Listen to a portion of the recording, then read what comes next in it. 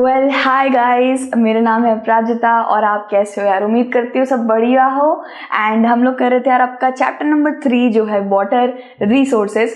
सो यार इसके बहुत सारे टॉपिक्स हो गए हैं। If you haven't watch them यार जल्दी से जाके देख लो क्या कर रहे हो। और हाँ, रेन वाटर हार्वेस्टिंग यार हमारा लास्ट टॉपिक, फाइनली इसको हम जल्दी से कवर कर लेते हैं। ठीक है, तो यार देखा जाए तो रेन वाटर हार्वेस्टिंग ये अभी का जो जोता हुआ सीड नहीं है, बहुत बहुत पुराने काल से चलता आ रहा है। मैं बहुत इसलिए बोल रही हूँ क्योंकि 3000 बीसी से चलता आ रहा है। इंडस वैली सिविलाइजेशन के वक्त जो हमारा बहुत ज़्यादा पुराना, one of the oldest civilisation माना जाता है, उसके वक्त से रेन वाटर हार्वेस्टिंग करा जा रहा है, यानी कि पानी का बचाव करा जा रहा है। अभी भी यार आई डोंट थिंक सो कोई गया है, क्योंकि मैं खुद नहीं गई। तो क्या नाम है यार उसका, क्या नाम है उसकी, बावड़ी कुछ ऐसी नाम है ना, उग्रसेन की बावड़ी। ठीक है सर, उग्रसेन की बावड़ी में वैसे वो मसाले बड़े सस्ते मिलते हैं, अच्छे क्वालिटी के भी मिलते हैं सर। वहां पे अगर आप कभी जाओगे ना तो that was for water storage purpose. ठीक है, उसको बनाया गया था वाटर स्टोरेज पर्पस के लिए। पानी जब भी बारिश होती थी तो उसके अंदर पूरा पानी भर जाता था, लोगों के बाद में समर में इस्तेमाल करने के लिए उसका पानी का उपयोग करा जाता था। सो यार हर जगह अलग अलग तरीके के मेथड्स को इस्तेमाल करा आता जा रहा है और ये एक बहुत वायबल मेथड है, मतलब बहुत ज़्यादा सक्सेसफुल है।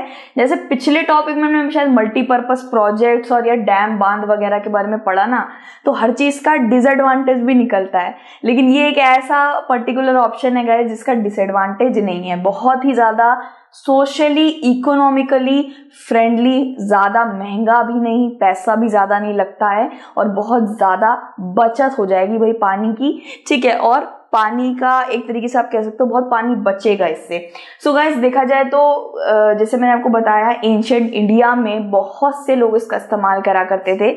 हाइड्रोलिक स्ट्रक्चर्स, बहुत से लोग डीप नॉलेज वाली चीज़ें बनाते थे यार, अलग अलग तरीके से हाइड्रोलिक स्ट्रक्चर बनाते थे, पॉन्ड बनाते थे, कैनल्स, नालियाँ निकाल रहे हैं, जो नालियों का पानी नदी से सीधा नालियों में बहकर घरों तक पहुंच जा रहा है या एग्रीकल्चर फील्ड तक पहुंच जा रहा है। सो पहले के वक्त के जो लोग थे, मे बी एजुकेशन इतनी उस वक्त पे, आप सोच रहे हो इंग्लिश वगैरह यूरोपियन लर्निंग थी नहीं, लेकिन हाँ इंडिया बहुत पहले से ही ऐसा देश रहा है जहाँ पे बहुत सारी आयुर्वेद है, वेदास है, उपनिषद है, और भी बहुत सारी चीज़ें, मेडिटेशन। हमारे इंडिया ने बहुत सारी नई नई चीज़ें अभी तो करी ही हैं स्थापित, लेकिन जो पुरानी पूंजी है ना यार उसकी वैल्यू अलग है। ठीक है, और अभी तक इस्तेमाल करा जा रहा है वो चीज़, लेकिन देखा जाए तो अभी काफ़ी चीज़ें डिक्लाइन में चली गई हैं। आजकल लोग रेन वाटर हार्वेस्टिंग करने में इंटरेस्टेड नहीं है, लोगों को पानी गंदा करने में मजा ज़्यादा आ रहा है। ठीक है, तो भाई अभी हम पढ़ते हैं इसके बारे में, हार्वेस्टिंग सिस्टम के बारे में। People had in depth knowledge of rainfall regimes and soil type and developed wide ranging techniques to harvest rain water.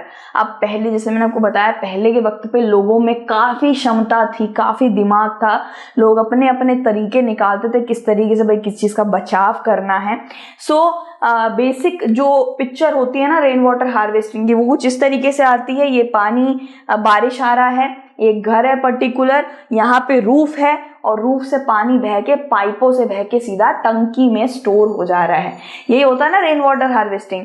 सो देखा जाए गाइस तो water and flood water in keeping with local ecological condition and their water needs.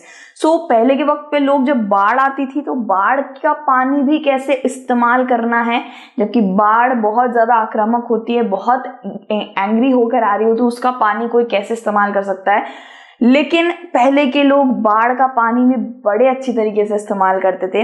पहले क्या होता था guys, अभी हम आगे जाके पढ़ेंगे, बट मैं पहले ही बता दे रही हूँ, जब नदी अपने नॉर्मल स्तर पे रहती है तब तो नहीं, लेकिन समझ लीजिए यहाँ नाली बना दी गई है और नदी ऐसे ऊपर आक्रामक होकर ऊपर आ गई है, उसका फ्लड आने वाला है।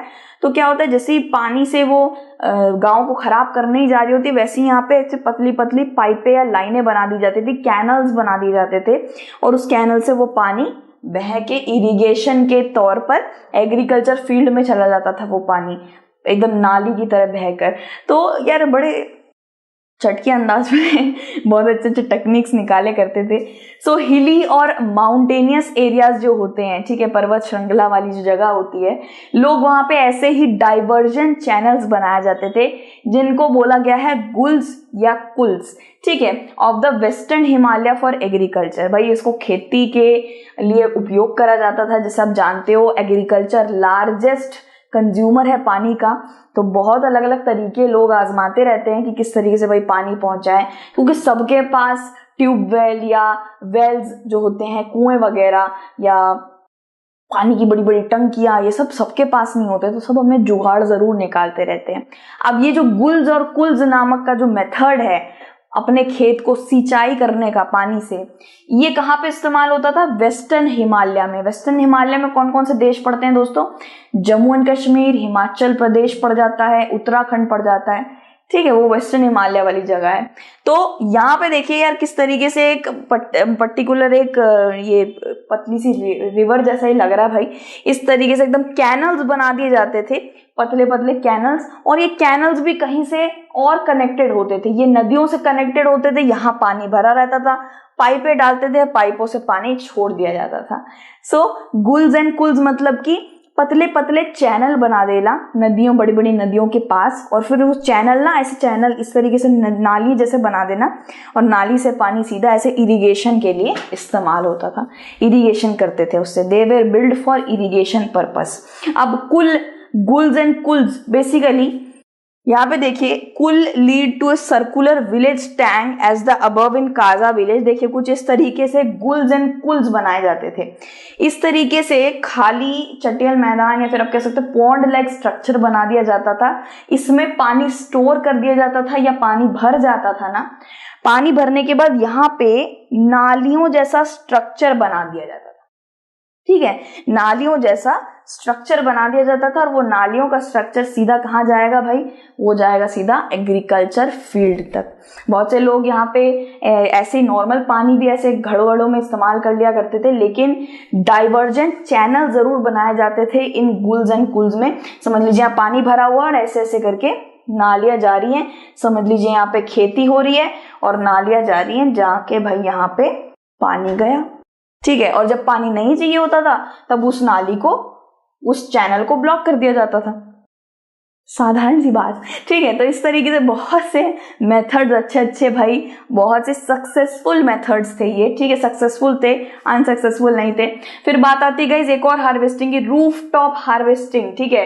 ये कॉमन है, बहुत ही ज्यादा कॉमन है, प्रैक्टिस होता है basically store drinking water, particularly in Rajasthan. Rajasthan एक सेमी एरिड लैंड है, ठीक है, सेमी एरिड एरिड यानी कि जहाँ पे पानी है जिसमें ना के बराबर पानी है, ठीक है, water less than no water, ठीक है। सो गाइस देखा जाए तो राजस्थान में पानी की बहुत ही ज्यादा वैल्यू मानी जाती है, और जब भी वहां पे बारिश वगैरह होती है तो उसको कैसे इस तरीके से स्टोर करा जाता है। पहले क्या होता है गाइस, इसका भी पूरा मेथड है। जब भी वहां पे पहली बारिश आती है तो पहली बारिश का पानी इकट्ठा नहीं करा जाता, क्योंकि उससे तो छत और पाइपें ही साफ हो जाती हैं। पाइपें और छतों में कितनी गंदगी भरी रहती है ना, तो पहली बारिश का पानी कलेक्ट नहीं करा जाता था। फिर बाकी जो सर्टेनली बाकी शावर्स जो होते थे बारिश, उसका पानी इकट्ठा कर लिया जाता था। ये जो टंकी होती थी ना, ये टंकी अच्छी खासी बड़ी होती थी, एंड इस टंकी को घर के अंदर, मेन जो घर होता है या आंगन होता है, उसके नीचे भी अंडरग्राउंड में इसको बनाया जाता था। देखिए आपकी चॉइस है, आपको बाहर रखना है बाहर रखो, अंदर रखना है अंदर रखो, लेकिन राजस्थान में बहुत लोग ना अंदर ज्यादा, अंडरग्राउंड में ज्यादा प्रीफर करते थे इसको लगाना, ठीक है। सो वो अपने घर के अंदर या कोर्टयार्ड जो होता है ना, आंगन जिसको कहते हैं, उसके नीचे इनको दफन कर देते थे, इनको अंडरग्राउंड में स्टोर कर देते थे इन टंकीज को, और उसमें पानी क्या होता था, बह के स्टोर हो जाता था। अब ये अंदर करना क्यों प्रिफर करते थे? वो इसलिए गाइस क्योंकि राजस्थान में बड़ी गंदी वाली गर्मी पड़ती है, और ये अंडरग्राउंड में ना बहुत सारे ये लोग रूम्स भी बनाया करते थे। सो साइड में अंडरग्राउंड में टंकी में पानी भरा हुआ है, और अगर मैं साइड में अंडरग्राउंड में एक रूम भी बना दूं तो वो रूम काफी ठंडा रहेगा। क्यों? क्योंकि साइड में पानी का टंकी है, तो पानी की टंकी तो ठंडी रहेगी, तो साइड वाला रूम भी ठंडा रहेगा। तो इस समर्स में ये टेक्निक्स बहुत इस्तेमाल करी जाती थी कि हम लोग जो अपना टंकी है वो अंदर लगाएंगे और अंडरग्राउंड रूम भी बिल्ड करेंगे, ठीक है। सो ये मैंने आपको बता दिया, पर्टिकुलरली राजस्थान में ये ज़्यादा होता था। एंड फ्लड प्लेन, बंगाल के फ्लड प्लेन की बात करें तो बंगाल में बहुत 50 से ज़्यादा नदियाँ हैं छोटी छोटी, एंड कुछ बड़ी भी हैं, तो वहाँ पे बाढ़ बहुत आती है, ठीक है, फ्लड्स बहुत आते हैं। सो इस तरीके से ना नदी नॉर्मल, देखिए नदी का कितना हिस्सा, ये देखिए यहाँ पे कितना सारा गैप है, ठीक है, मतलब नदी इतनी ऊपर उठ सकती है, उफान मार सकती है। अभी नदी नॉर्मल लग रही है आपको, लेकिन जब ये उफान मार के ऊपर आती है ना, तो ऊपर आने के बाद कुछ तरीके इस्तेमाल करते थे जिससे वो पानी इस्तेमाल करा जा सके। तो क्या होता था गाइस, यहाँ पे इन्यूंडेशन चैनल्स बना दिए जाते थे टू इरिगेट देयर फील्ड्स, ठीक है। इन्यूंडेशन चैनल्स क्या होते हैं गाइस, ये बड़े बड़े जो लंबी लंबी महानदियां होती है ना, लार्ज रिवर्स जो होते हैं, उस लार्ज रिवर्स के पास से ऐसे चैनल्स निकाल दिए जाते थे, और वो चैनल सीधा इरिगेशन के पर्पस के लिए इस्तेमाल होते थे, टू एग्रीकल्चर, ठीक है, एग्रीकल्चर। यानी कि ऐसे नदी नीचे है लेकिन नदी बाढ़ के लिए ऊपर उफान मारती थी, तो इस तरीके से ऐसे चैनल बना दिए जाते थे। और देखिए साइड में ही यहाँ पे क्या है, यहाँ पे अगर आपको थोड़ा सा दिख रहा होगा, या थोड़ा आंखें थोड़ी आगे करिए, यहाँ पे देखिए यहाँ पे खेती हो रही है, ठीक है, मुझे दिख रहा है यहाँ खेती हो रही है गाइस। और जैसे यहाँ नदी उफान मारेगी वैसे ही यहाँ पे कुछ ऐसे बना दिया जाता था, चैनल्स बना दिए जाते थे, जिससे नदी में पानी, क्या नदी कह रही हूँ, एग्रीकल्चर की फील्ड में पानी स्टोर हो जाए और सॉइल को मॉइस्चर मिलता रहता था, ठीक है। लेकिन ये चीज तभी होती थी गाइस जब फ्लड आता था। नॉर्मल रिवर से लोग नॉर्मल पानी ले लेते थे, और जब फ्लड आता था तो पानी ऊपर आता था और फिर इरिगेशन मतलब एग्रीकल्चर के अंदर पानी दे देता था, ठीक है।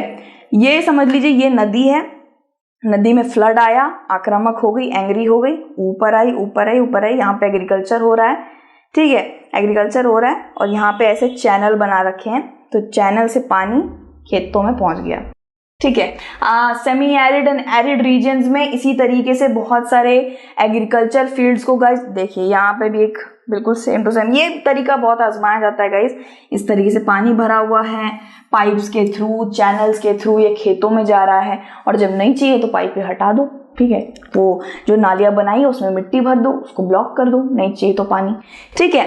सो ये रेन फेड स्टोरेज स्ट्रक्चर के बारे में भी हमने पढ़ा है गाइस, जो अभी मैंने आपको दिखाया था, गुल्स एंड कुल्स, ठीक है। बहुत लोग ऐसे गांव के अंदर ऐसे तालाब जैसा या फिर ऐसे खोद खोद के ऐसे एकदम समतल भूमि बना देते हैं, ठीक है, खोद खोद के उस जगह को एकदम पॉन्ड जैसा स्ट्रक्चर बना देते हैं, और उसमें पानी स्टोर होता रहता है, ठीक है, स्टोर होता रहता है, फिर वो पानी इस्तेमाल करते हैं वो लोग, ठीक है।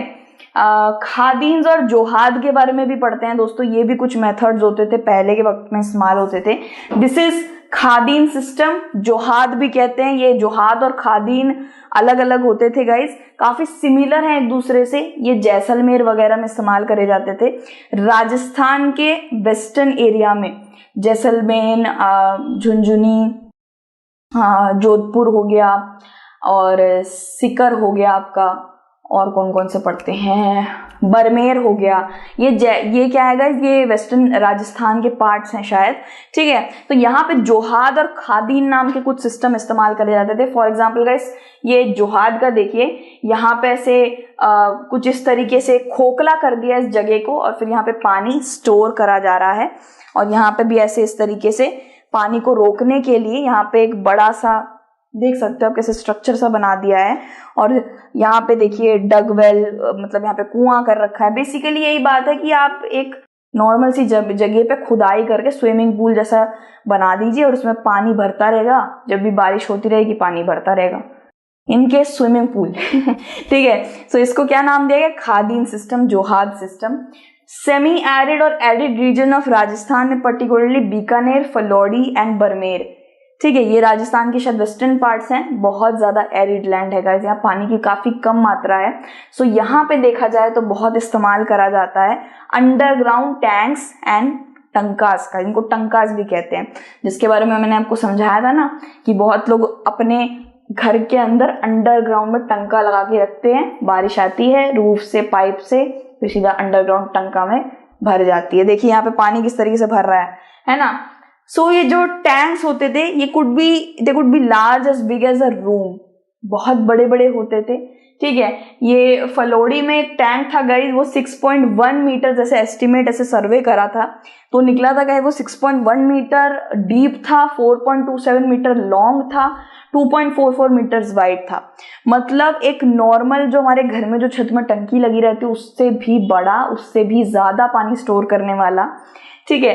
सो गाइज बेसिकली बारिश का पानी है वो आता है नदियों मतलब नालियों में बह के नाली में चला जाता है या सूख जाता है। ठीक है। लेकिन अगर उसका हम रेन वाटर हार्वेस्टिंग कर दें, उसका हम इस्तेमाल करें उसको स्टोर करके, तो कितना ज्यादा पानी बचा लेंगे हम लोग। ठीक है।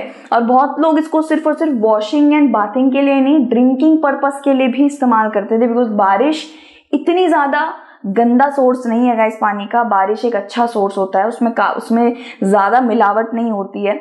जब वो एटमॉस्फेयर से एक एक आ रहा होता है ना बूंद, तो हाँ वो थोड़ी सी मैली हो जाती है क्योंकि एटमॉस्फेयर में पोल्यूशन घूम रहा है, गंदगी घूम रही है, डस्ट पार्टिकल्स घूम रहे हैं। लेकिन अगर आपको 1 या 2 बार आप उसको साफ कर लोगे तो वो पानी पीने लायक भी हो जाएगा। यू कैन से क्लोराइड डाल दोगे या बॉईल कर दोगे तो वो पीने लायक भी हो जाएगा। ठीक है। सो हमेशा पहली बरसात को कभी कलेक्ट नहीं करा जाता था क्योंकि वो गंदी होती थी, क्योंकि रूफ और जो पाइप होती थी उसको वो साफ कर देती थी वो बारिश। नेक्स्ट बारिश में इसको कलेक्ट करा जाता था टंकास के अंदर। यहाँ पे देखिए एक इलस्ट्रेशन दे रखा है किस तरीके से, यहाँ पे कितना बड़ा एक टंकी जैसा है। ठीक है। ये घर है, घर से ऐसे पाइपें लगी पड़ी है, रूफ से पानी आ रहा है, पाइप से जा रहा है और सीधा टंकी में स्टोर हो जा रहा है। ठीक है। आई नो यार ये इतनी बड़ी बड़ी मशीनरी और ये सब पाइप वाइप लगाना सबको झंझट लगता है, किसी को ये इतना फपता नहीं है। अर्बन एरियाज में सब इतना मैंने देखा नहीं है, बट हाँ विलेज एंड ऐसे एरिया जहाँ पे पानी की मात्रा बहुत कम है वहां पे इन लोगों को लगाना ही पड़ता है गाइस। तो देखा जाए फिर यहाँ पे क्या बोला गया है, source of drinking water when all the other source are dried up.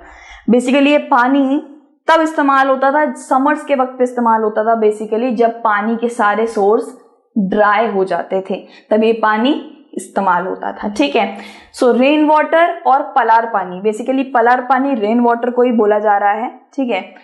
Particular language में, ठीक है, जैसे हमारे यहाँ पे बंगाली में इसको वर्षा कहते हैं, आप लोग में बरसात कहते हैं, वैसे इसको पलार पानी भी बोला जा रहा है।